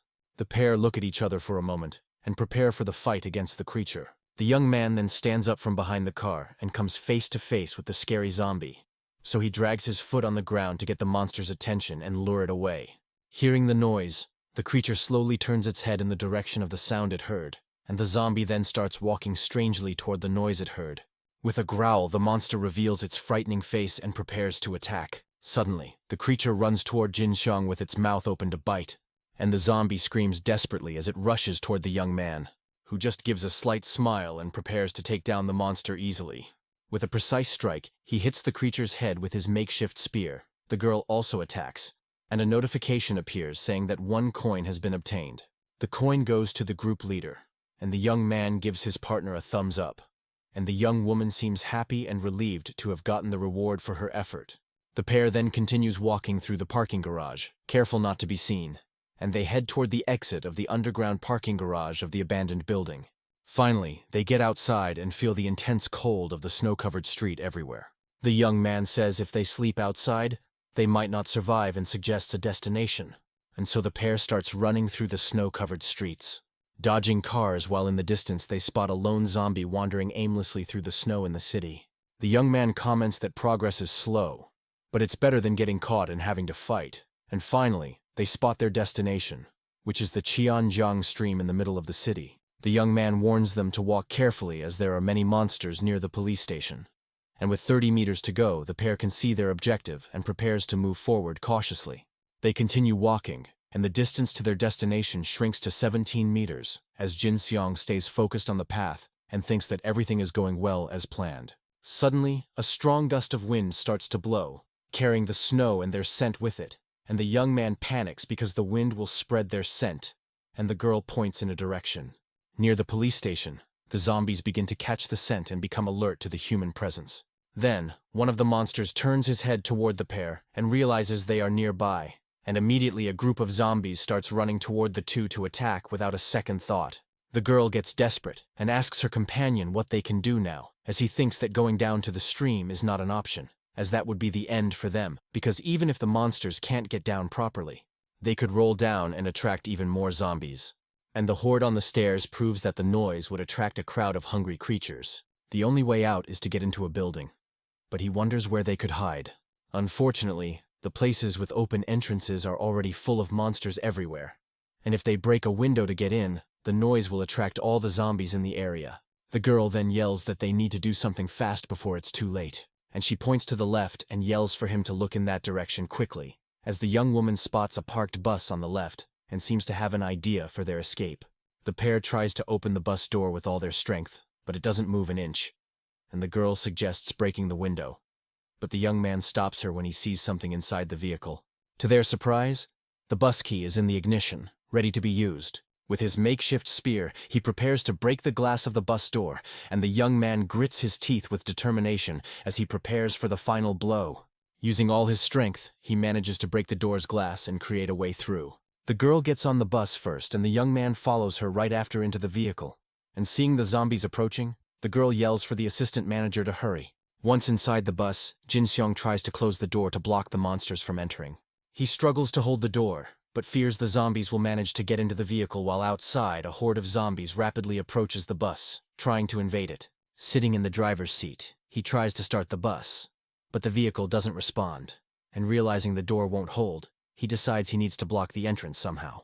The girl understands the plan and runs to help hold the bus door. The pair struggles to hold the door while she begs for the plan to work, and the bus wheels spin in the snow, but the vehicle can't get out of place. So the pair grows worried as they realize the bus is stuck in the snow and won't move. The girl looks at the door in desperation as she pleads for the bus to work. And the young man also becomes desperate, breaking into a cold sweat over their dangerous situation. The young woman yells that the zombies are coming, and the young man wonders why the bus isn't working. A zombie tries to get on the bus, while the pair begs for the engine to finally start, and the young man yells at the monster to get out and attacks it through the door with his makeshift weapon. With a strong blow, he pushes the creature away, buying them precious time to escape. The pair remains desperate and tense, trying to get the bus moving to escape, and with his eyes fixed on the road, the protagonist concentrates on starting the vehicle's engine. He then stomps on the accelerator with all his might to try to get the bus to move. Suddenly, the bus lurches forward, and the girl loses her balance, falling to the floor. The young man asks if she's okay, and the girl quickly gets up, confirming that she is. He then tells her to hold on tight because the situation is still dangerous. Finally, the bus starts to move, and they manage to escape from the horde of monsters, as the vehicle slides through the snow and passes a building just as the sun begins to rise. Relieved, the young man continues to drive carefully so as not to lose control of the bus, keeping his foot on the accelerator to gain distance from the zombies left behind. And so the green bus continues on its way through the snow-covered city streets, until suddenly, he realizes the road is frozen and becomes worried about the danger. The young man tries to use the handbrake, but the bus starts to skid out of control, and its side mirror hits a pole, sending sparks flying from the impact. Inside the bus, the girl looks on in fear and braces for a possible hard crash, shutting her eyes tightly and gritting her teeth as she expects the worst to happen next, until the bus finally comes to a stop sideways in the middle of the street after skidding on the ice. The girl breathes a sigh of relief inside the bus and holds on tight to the metal bar, while the young man says they managed to block the door and have solved the immediate problem. But remembering the monsters outside, the pair wonders what to do now that they're trapped, as the zombies continue to pound on the bus windows without stopping for a second. He comments that they need something to draw the monsters' attention away from there, and the girl warns that more zombies are coming and he fears the bus might tip over. Monster hands cover the window and he thinks it's ridiculous to end up like this, becoming desperate and wondering how they came so far only to fail now. Suddenly, a shopping cart flies out of a store and crashes hard into a car, and the loud noise of the crash gets the attention of all the nearby zombies. So the horde of monsters then turns and runs toward the sound, abandoning the bus. The young woman falls to the bus floor and looks back with a relieved expression on her face, saying they survived. And the young man agrees it was a very close call as Jin-Seong looks out the window with a thoughtful and slightly intrigued expression. The girl says some zombies stayed behind but they should fall, and he asks if she saw the location.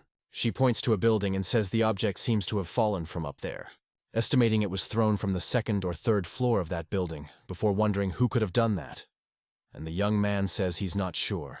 The young woman suggests it could be a survivor with some humanity left, and becomes hopeful until suddenly, she excitedly points at something and yells that she found something there. And looking out the window, the pair sees a person waving from a building and realize they were helped. The young man thinks it's a woman because of the hair, and she notices the person's binoculars. Surprised, he asks if it's true, and the young woman looks more closely at the mysterious figure who, with the binoculars, observes the pair of survivors from a distance, and through the lens, shows a phone with a thank you message written on the screen. And after showing the message, the person lowers the binoculars and continues to watch the pair. The young man says the person is giving a thumbs up and that there's still humanity left, and the girl agrees, saying it would be sad to think all survivors are looters. He says he ate all the food before meeting her, and she is surprised by the revelation. The young woman laughs at the situation and jokes about who would have thought they would get a frying pan, then suggests there must be ramen at the logistics warehouse where they are heading. The young man agrees and they decide to eat ramen as soon as they reach their final destination. Later, Jin-Seong wakes up and feels the intense cold inside the park bus where the pair seems to be shivering from the cold, wrapped in blankets to get a little warm. He asks if she's okay, and the girl asks if he's awake, looking sick. And the young man notices her face is pale and suddenly he sneezes from the cold, thinking he's not well and that the bus didn't protect them from the cold as he had hoped. The young man says she woke up because of the cold, and she agrees but says she's fine. He holds her hand to warm it up a little and realizes how cold she is, noticing her lips are bluish and that she's shivering a lot, but so is he.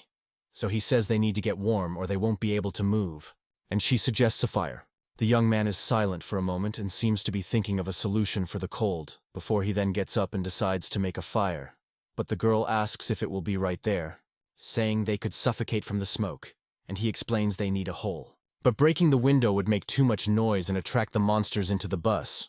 So the pair then looks up at the bus ceiling and seems to have the same idea at the same time. Using their spears, they manage to make a hole in the bus ceiling for the smoke, and the girl celebrates excitedly, saying they managed to make the hole they needed, while the young man praises the work and suggests making 3 more holes to ensure ventilation. So the smoke begins to escape through the holes in the ceiling as the snow continues to fall outside while they are sitting around the fire, warming up, and he comments that the paper was useful. The girl calls the assistant manager and approaches him with something to show, showing a post on her phone and asking what he thinks of what she found online. The post is from the person who helped them, and she asks if she can join their group. The young man decides to check and takes the phone to reply to the person's message, sending a message asking which building the mysterious person is in. And the person replies that they are in a building with a convenience store on the 1st floor and, to confirm their identity, asks them to state the model of the car in front. The girl looks out the window and says it's a white Sonata parked in front of the store. The person confirms the answer is correct and asks to join them on their journey.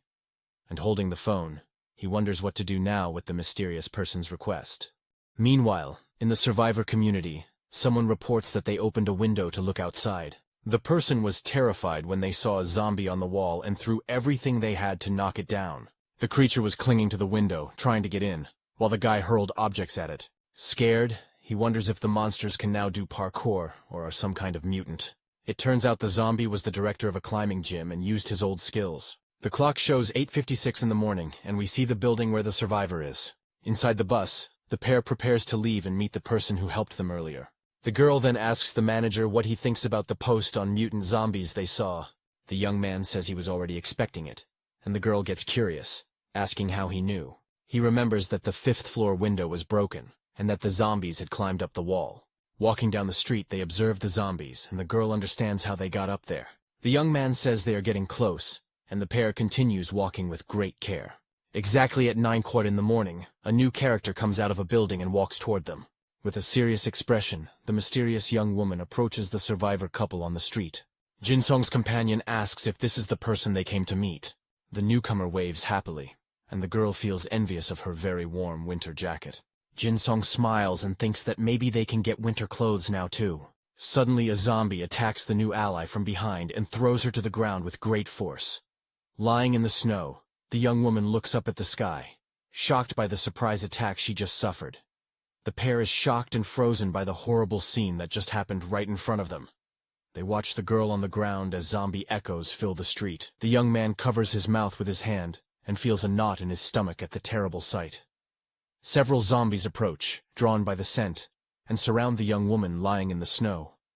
Jin-Seong realizes that if they stay there, they will also be in danger of being caught. With regret, he decides they need to leave and leave the new ally behind. The couple then turns their backs and starts walking away from the tragic scene. The young man stops for a moment and looks back, seeing the girl reluctant to leave. He touches her shoulder and says they need to get away from that dangerous place. With a sad look, she agrees, and they continue walking away from the commotion. The girl then spots a convenience store and points in that direction with her flashlight. The young man smiles upon seeing the store and seems to have an idea for finding supplies. However, his smile fades when he realizes the store is completely empty. He comments that it's no wonder there were no zombies around, with the store being empty. The girl notices that the soda cans have been crushed and suggests checking the storage room. In the storage room, they find a few intact drink cans on the floor. To their surprise, there are cans of beer that someone seems to have left there on purpose. Jin-Seong's companion asks if they should take just 2 cans of beer. In a subway station, the turnstiles are stopped at the red "Do Not Enter" sign. The young woman laments that the clothing stores were all looted and they found nothing. The young man says he had hope, but the girl didn't expect to find winter clothes in the summer.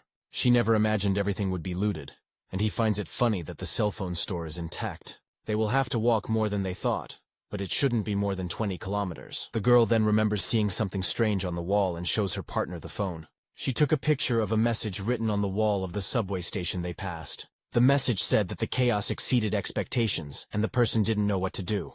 Jin-Seong finds the message creepy, and the girl warns that the battery is dead. He then decides they need to keep walking, and the pair continues down the corridor. With slow, careful steps, they explore the dark and silent subway station. Holding their makeshift weapons, they light the way with their small flashlights. The young man comments that the place is very clean, and the young woman agrees, finding it all strange. The lack of zombies or bodies means they are all gathered somewhere. The girl gets goosebumps just thinking about encountering a horde of monsters all at once. Suddenly, they reach the tracks and find a train stopped at the station platform. Carefully, the young man lights the way and points the flashlight for the young woman to go ahead. Standing in front of the train, the pair prepares to investigate the inside of the vehicle. A torn piece of paper on the ground catches their attention near the train door. Inside the train, the girl says there's nothing. He confirms, not even bodies on the floor. Suddenly, the girl spots something strange and asks what that object on the seat is. The young man gets closer to see better, and the young woman opens the mysterious wooden box, finding a very sharp and shiny kitchen knife inside. The young man thinks the range is short, but the sharp blade could be very useful for them. The girl then shows a Bluetooth speaker she found, and suggests using it to attract zombies. He regrets not arriving sooner, as there's nothing else useful on the abandoned train, so the pair decides to leave the train and continue their journey through the subway station. They walk carefully through the dark and silent station, moving forward until a tall, shadowy figure appears in the corridor, and they wonder what happened. The young man stops suddenly, and the figure in the darkness catches the pair's attention, making them alert as they prepare for the danger that may lie ahead. The young man throws a rock to test its reaction, and the figure doesn't move an inch, remaining motionless and showing no reaction to the noise of the rock. The flashlight beam then reveals a huge, terrifying zombie standing in the middle of the corridor.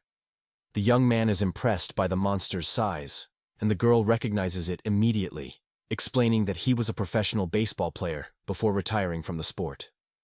Jin-Seong understands the reason for the monster's physique and decides to avoid a fight if possible, so the pair tries to pass the zombie silently, so as not to draw its attention.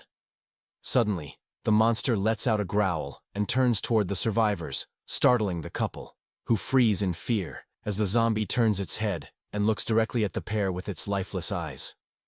When the monster's eyes suddenly glow, the young man realizes that a confrontation is inevitable, and says to use the same plan as before. So the girl runs to distract the monster while he holds his spear firmly and prepares for the attack. As the zombie advances, it runs toward him with impressive speed, surprising him as it gets close and tries to attack. But Jin-Seong manages to defend himself in time and hits the monster's chest with the tip of the spear, creating an opening. The young man then yells for his partner to attack while he holds the creature with his weapon, so the girl takes the chance and hits the zombie's head with a golf club with such force that the club's head shatters into pieces on impact. The girl is shocked to see her weapon broke and looks at the remaining piece, but even with the blow to the head, the zombie remains standing and turns to attack the young woman, moving quickly toward her with glowing red eyes. The young man tries to hold the monster with the spear, but the creature's strength is impressive, and the spear breaks under the zombie's force. So he can't stop the attack as the monster manages to grab the girl by the neck and lifts her into the air with ease. The young woman struggles as the zombie tightens its grip on her neck and opens its mouth. But with the knife they found earlier, she manages to free herself from the creature's grasp. With eyes full of determination, The girl prepares for a counterattack and hits the monster's head with a precise blow using the sharp knife, causing the giant zombie to finally fall to the ground, defeated by the young woman's accurate strike. The monster's body lies on the ground, and the pair gets a moment of peace as the young man comments that the monster's physical strength was insane, even with the spear in its shoulder, and he apologizes for not holding it back. But the girl says there was nothing else they could do. The girl then holds the knife and suggests attaching it to the tip of the spear to reinforce the weapon. An idea the young man loves, as he says the sharp knife will increase the spear's piercing power. With duct tape, they attach the knife to the spear's tip, creating a more powerful weapon. And the girl shows off the improved spear, saying everything is ready for them to continue their journey. After fixing the weapon and resting, they decide to move on through the station, passing through Damoon Station as the girl complains about not finding anything useful on the trains. Walking along the platform, the pair approaches the next station, called Sundong, when suddenly a loud explosion echoes through the dark tunnel ahead of them. The young man becomes alert and wonders if the noise was from a nearby explosion, realizing they can't go in that direction and need to retreat immediately. So he yells for them to go back, and the pair runs back to the train they were on. They hide inside the train and wait to see what caused the explosion in the tunnel, tired and scared as they try to catch their breath inside the dark train car. The girl asks what that was, and the young man tells her to be quiet so as not to attract attention while they look out the window and try to figure out what's happening in the dark tunnel. Suddenly, a loud sound of footsteps echoes down the corridor, and something approaches quickly, with desperate screams from zombies mixing with the footsteps as a horde appears in the tunnel. A crowd of monsters running toward them, fleeing from something even more dangerous. The girl asks if they should fight, but the young man says to wait for now, so hidden. They watch the horde of zombies run past on the subway platform. Jin-Seong stands at the train door, holding his spear, and watching the monsters as the horde continues to run desperately, and passes right by the train where they are. The young man grips his spear tightly, and prepares for any danger that might arise as several zombies run and scream past the open door of the train car. The young man looks out the window and watches the horde of monsters continue down the tunnel, sighing in relief. But the girl warns that it's too early to relax and feel safe, as, looking into the dark tunnel, they realize the danger is not over yet. Now they have two options. Either go to the station full of zombies that have calmed down, or head in the direction of the explosion into an unknown and dangerous place. The girl then suggests they just hide and wait for the danger to pass them by. He finds the idea too risky, as the monsters might not pass by as they did before. The slow-walking zombies might catch their scent and discover their hiding spot. The pair falls silent and thinks about what the best decision would be now. With a determined look, the young woman says she will follow the assistant manager's lead. The young man then decides to go back the way they came before the monsters see them. The pair starts running back along the platform to escape the imminent danger. Some zombies that were left behind begin to notice the survivors' presence. Jin-Seong runs as fast as he can and thinks they are just a little way from escaping. The young man warns that they need to climb up quickly to escape the approaching zombies. He realizes they are already in Section 3, and the monsters are getting closer. The girl grabs something from her bag as the pair prepares for the difficult climb. Sitting on the edge of the platform, the young man waits for his partner to get ready to climb. She asks where the zombies are, and he says that if they don't make any mistakes, they can escape. He then extends his hand to help her climb up to the upper platform safely. The young woman takes his hand, and he pulls her up forcefully, complaining about the slippery sweat. With sweaty hands, he holds her hand tightly so as not to let her fall in the darkness. Suddenly her hand slips, and he can't hold onto it firmly enough. The girl then falls back onto the lower platform, and the young man becomes desperate about the fall. The zombies notice her presence and turn toward the sound of the fall. The girl is silent for a moment, still dazed from the unexpected fall. Scared, she looks at the monsters and realizes she's in a very dangerous situation. The horde of zombies then starts running toward the young woman on the platform. Jin-Seong desperately shouts her name from the higher platform.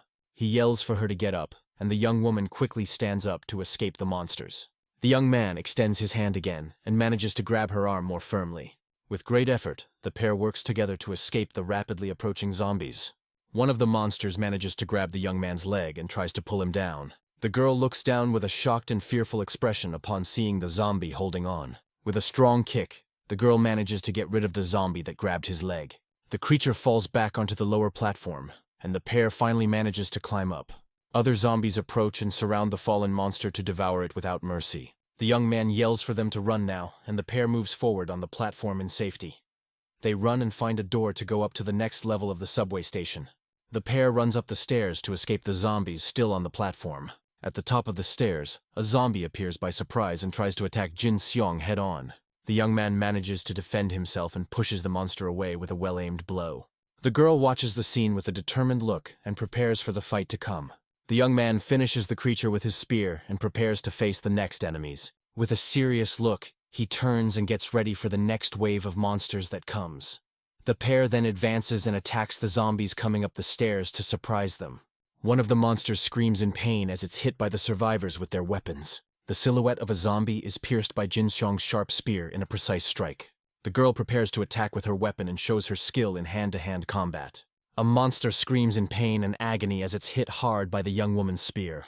Another zombie screams desperately as the pair continues to fight for survival. The young man dodges an attack and prepares for a counterattack against the monster.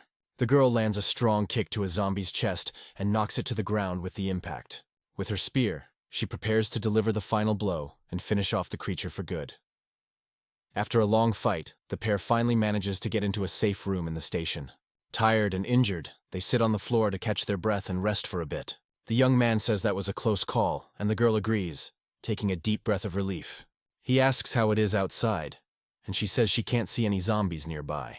The young man then sits on the floor and takes a deep breath, feeling the relief of being alive. Suddenly, he remembers something and asks about her leg with concern. The girl looks at her boot and sees bloodstains but doesn't understand what happened. She gets scared, thinking she might have been bitten, but tries to calm down and deny it. The young woman then remembers feeling something brush against her leg during the chaotic fight. With wide eyes, she panics at the thought of having been infected. The young man asks her to calm down and says he will check the wound carefully. He holds her foot and sees a small scratch on her ankle, but nothing too serious. Relieved, he says it wasn't a bite, but just a scratch from a zombie's claw. The girl is surprised and asks if zombies now have sharp claws too. He confirms they do and tells her not to worry because he was also scratched and is fine. The girl asks if it's true, and he reassures her with a confident and calm look. The young man states with certainty that she will be fine and doesn't need to worry about the scratch. With an expression of pain and relief, the young woman takes a deep breath and tries to calm down. She starts to cry and says she seriously thought that would be the end for her. Her leg shows a small scratch, but the injury doesn't seem to be serious.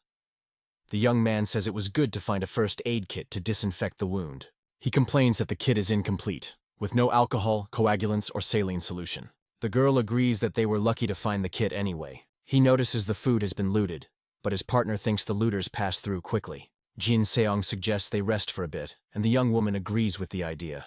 Suddenly, he hears a noise and turns to investigate the source of the sound. With a surprised look, he notices something he hadn't seen before in the room. He finds a key shining on the floor and realizes there was still something useful there. With the key in his hand, he smiles and says he won't have to worry about where to sleep. He looks for something else and complains that he messed everything up in his haste to find it. Rummaging through a bookshelf, he finally finds what he was looking for. With a victorious smile, he locates the subway station's logbook. Flipping through it, he finds important notes about the station's routine. He discovers a locker password written in the logbook and celebrates the discovery. The young man then goes to the locker and prepares to open it with the password he found. He turns the lock and manages to open it to his companion's surprise. The girl asks if he knew what he was doing, and he confirms with a smile. With wide eyes, she is shocked and can't believe what she's seeing. She then asks how he knew all that and is very curious to find out. Jin-Seong then reveals that he used to work in the subway before the apocalypse. He explains that he learned that the codes for the safes are always in the logbook. The girl asks if there's anything special in the safe, and he says it's mostly keys. However, the young man reveals that the most important item for them is stored inside. With a smile, he opens a wooden box and reveals a shining gas gun. The young man explains that subway stations always keep firearms for emergencies. The weapon is for cases of robbery or attack, as employees need to be prepared. He then hands the wooden box to his partner and asks her to keep it safe. The girl refuses, saying she has never touched a gun and wouldn't be able to use it. Jin-Seong agrees with her point and seems to understand the young woman's hesitation. He then puts the box in his backpack and gets ready to continue their journey. The young man shows the key found earlier, and the girl asks what it's for. He hands the key to her, and the young woman takes it with a curious expression. With a confident smile, He says the key is for the station's employee room. They find the employee room, and the girl recognizes the place immediately. The young woman asks him to open the door quickly, and the young man prepares to use the key. He then puts the key in the lock and successfully opens the door. The pair look at each other with a smile of relief and surprise for having found a shelter. They enter the room, and the girl holds the door to make sure no zombies follow them. Lighting up the place, the young woman realizes the room is small and worse than her old shelter. Huddled in a corner, a strange pale man is covered by a dark cloth. Scared, the pair prepares for danger while the young man holds a drink in his hand. The girl approaches the huddled man and tries to check if he's okay or a zombie. The man then lifts his head and looks at her with a vacant, lifeless gaze. The girl realizes he has already passed on and is lifeless in the corner of the room. She says he doesn't look infected, but rather passed from hunger, and she apologizes for taking the clothes. After taking the clothes and blankets, the pair prepares to rest for a while. Lying together on the bed, the girl comments on how good it is to be able to rest in a safe place. The young man suggests taking the blankets, and she wonders if they'll be able to carry everything. He says yes because the food is running out and their backpacks are almost empty now. The young man comments that he could fall asleep like this, and the girl tells him to rest well. The clock on the wall shows almost 1:30 in the morning, and time passes slowly for them. Jin-Seong thinks they have food for 2 days and need to reach the warehouse. He then looks at the system and sees a set of winter clothes for 3 coins. The young man thinks it's getting colder and that they'll need warm clothes to go outside. He worries about the situation underground and the need to go up to the surface. The young man has enough coins to buy clothes for both of them and wonders what he should do. With a tap on the screen, he prepares to purchase the winter clothes. However, he hesitates and decides to wait a little longer to think more about the decision. He then notices there are new things in the system and wonders if there was an update. Looking at the new options, he thinks that if he uses it the right way, it might work. The pair leaves the subway station and finds the street covered in snow and ice everywhere. The young man wakes up his companion, and she grumbles, asking for 5 more minutes of sleep. The young woman gets up sleepily and starts to pack her things for their departure. With a yawn, she gets ready to leave, and the young man warns that they need to move. In the subway tunnel, they find an overturned vehicle blocking the passage on the tracks. Jin-Seong thinks someone put the vehicle there on purpose to block the way. The girl offers to check the situation up close and climbs onto the vehicle carefully. She puts something in her mouth and looks over the vehicle to see what's on the other side. With wide eyes, she is shocked to see what's on the other side of the blockade. A huge horde of zombies is gathered there, trapped by the overturned vehicle. The young woman quickly climbs down and is confused, not knowing what to do with so many monsters. Scared, she says there are dozens or even hundreds of zombies trapped on the other side. The young man suggests they try the other side of the tunnel to see if there's a way through. The pair then runs to the other side of the station in search of a safe exit. They realize that this is the only subway line to their destination and are left with no options. The only way out is to go back to the surface, but the strong wind outside is a big problem. The young man says they can't hesitate and that they need a way to mask their scent. He suggests searching again for something useful they might have left behind. The girl goes ahead, and they start searching the station once more. Jin-Seong then stops for a moment and seems to have an idea to solve the problem. The young man opens the system and looks at the screen with a serious, focused expression. He finds an item called Explorer that allows him to buy hidden items in the shop. Jin-Seong then decides to buy the item to see if he can find anything useful. With a tap on the screen, the item appears, and he understands how the system works. He then starts looking for something specific and types in the search bar. The young man wonders if it's possible to find a vaccine for the zombie infection. Hopeful, he types the word vaccine in the search and waits for the result. Unfortunately, the system finds no results for his search. He tries other words like antibodies and virus vaccine, but nothing works. No results are found, and the Explorer item is not consumed by the system. Disappointed, the young man sighs but thinks it was worth a shot anyway. He then decides to look for a deodorizer to mask their scent. To his surprise, the system finds a deodorizer that lasts for 90 minutes. However, the item costs 1 coin, and he finds the price a bit expensive. He calculates that they will need at least 3 deodorizers each for the journey. The young man complains that he had just saved up some coins, and now he's going to spend them all. After the purchase, he is left with only 1 coin remaining in his system account. The girl is surprised to see the deodorizers and asks where he found them. She holds one of the bottles and wonders if the product will actually work against the zombies. Jin-Seong suggests they try it, and in the worst-case scenario, they'll go back to the station. The pair sprays the deodorizer and gets ready to leave the subway station. He asks if she's ready, and the girl confirms with a determined expression. They then leave the station and face the snow-covered street and the strong wind. A street sign points the way to Udong, the pair's final destination. The young man warns that they should go slowly as they could encounter zombies at any moment. The strong wind blows, and the young man covers his face with his arm to stay warm. The girl then spots a zombie and warns the assistant manager to be on alert. A lone female zombie walks through the snow and passes near the pair of survivors. The pair wonders if the deodorizer is really working as expected. The creature passes them by without noticing their presence and continues walking down the street. They are shocked to realize the zombie didn't notice them and wonder why. The zombie turns for a moment, but doesn't seem to smell the survivors. The monster then moves away and continues on its path, leaving the pair in safety. Relieved, the girl smiles and says the deodorizer really works very well. The young man agrees and tells her to stay strong and keep going on their journey. They then spot a gun shop that is still intact in the middle of the city. Jin-Seong decides it's better not to risk it, as whoever is inside will be armed. A street sign shows the direction to a cafe and a food alley nearby. Finally, they spot Soyu Station and realize they are close to their destination. The young man regrets that he expected to be in Udong by now, but their progress was slower. The pair decides to find a place to spend the night and splits up to search. The girl observes that there aren't many places without broken windows to take shelter in. The young man tries to open a door but realizes it's locked from the inside. Looking through the window, he sees the silhouette of people inside the building and backs away. He decides that's not a good place and continues to look for a safe shelter. The pair walks through the deep snow, and the intense cold starts to affect both of them. Jin-Seong asks if his partner found anything, but she says it's been difficult. They need a place without zombies but secure enough to keep them out. The young man then calls the young woman's attention to a staircase he found. He suggests they try climbing it to see if they can find a safe place on the upper floor.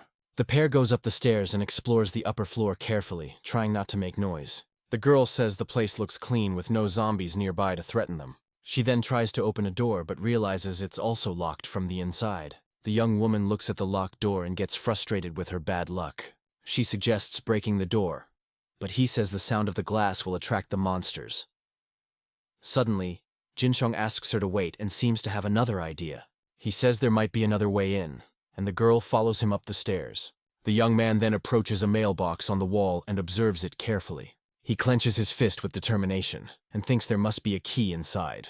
With a focused look, he prepares to open the mailbox and search for the key. With a victorious smile, the young man shows the key he found in the mailbox. The girl is shocked and celebrates the luck they had in finding the key. She asks how he knew, and the young man explains that the cafe stays open late. With the key in hand, he prepares to open the key door and find shelter.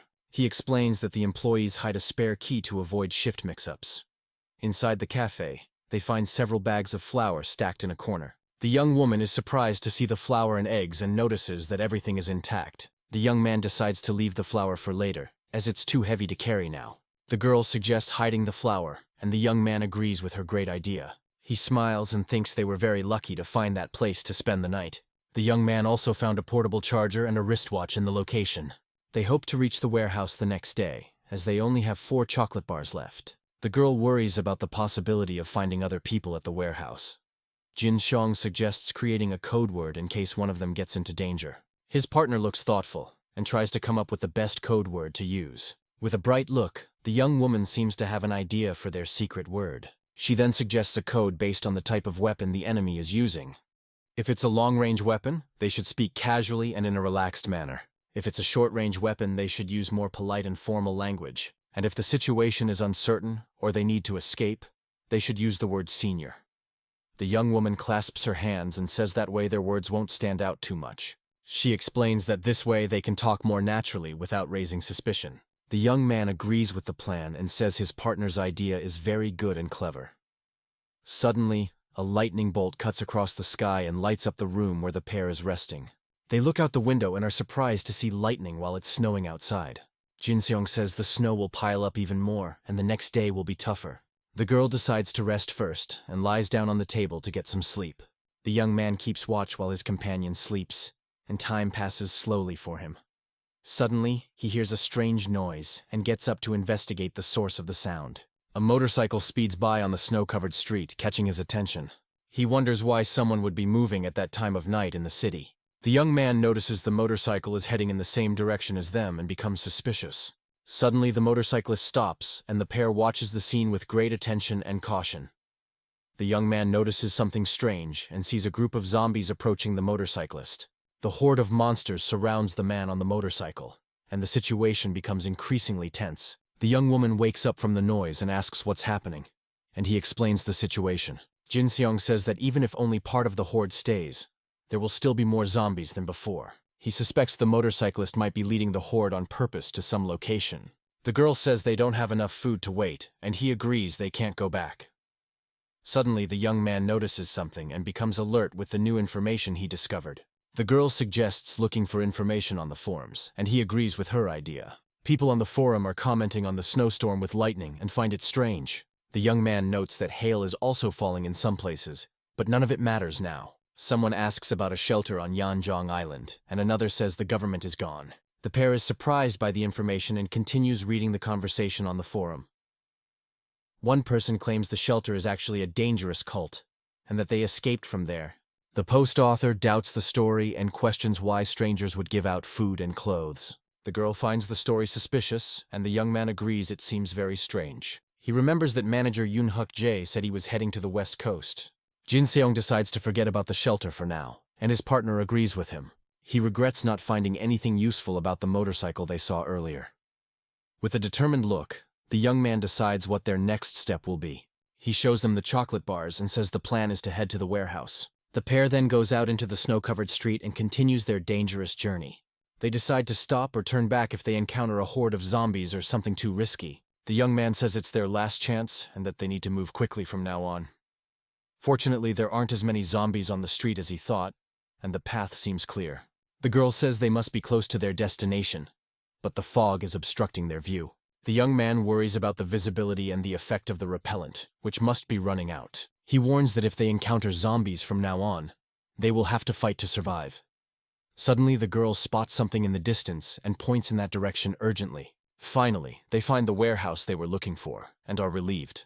The young man gets excited and says that with so many supplies, they won't have to worry. The young woman tries to open the gate but realizes it's locked and won't move. She remembers the place was open before and is confused by the change. Jin-Seong becomes thoughtful and suspects something strange is happening there. The girl then notices that the barbed wire fence wasn't there before either.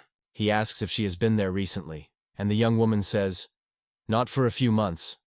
The young man decides to look for a way in, and they start walking around the place. The girl looks around and prepares for what she might find inside the warehouse. She then spots a weak point in the fence and says she will jump the wall to get in. The young woman points to the fence and says that section seems weaker than the rest. Jin-Seong stops her and says it's too dangerous to go in without knowing what's inside. He finds it suspicious that this is the only unprotected spot, but sees no other option. The young man is silent for a moment and seems to make an important decision. The girl says the repellent has run out, and they need to get in because they have no more food. The young man then agrees and decides they will take the risk and enter the warehouse. He warns her to be careful as there might be people inside and they might have to fight. The girl runs toward the fence, and the young man helps her jump over the walls safely. With a leap, she manages to jump the fence and get into the abandoned warehouse grounds. Once inside the warehouse, the girl looks around and says the place seems empty. The young man says he's coming down and joins her to explore the warehouse grounds. With a jump, the young woman lands in the snow and prepares for what she might find. Relieved, she takes a deep breath and says they finally managed to get into the warehouse. Suddenly, someone points a gun at her head and surprises her from behind. Scared, she freezes, and the mysterious man tells her to raise her hands.